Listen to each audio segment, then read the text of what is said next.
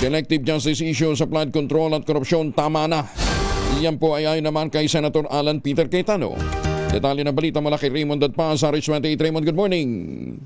Tama na at itigil na ang korupsyon at selective justice.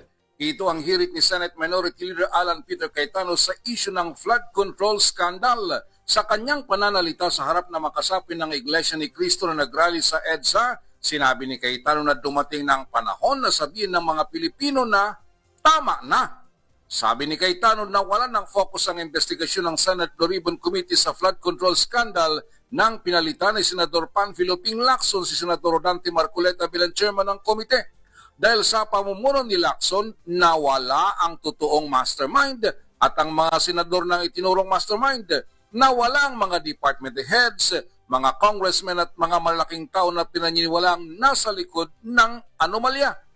Para kay Cayetano, hindi pa lubos na naimbestigahan ang issue ng flood control scandal at road maintenance funds noong 2023 na pinaglaanan din ng mahigit na 300 bilyong piso.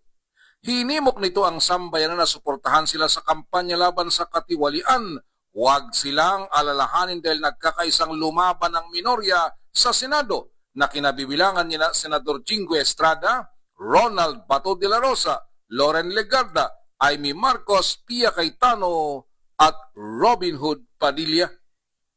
Ito si RH28 Raymond Dadpas para sa DCRH, una sa Pilipinas, una sa Pilipinas. Maraming salamat, Raymond.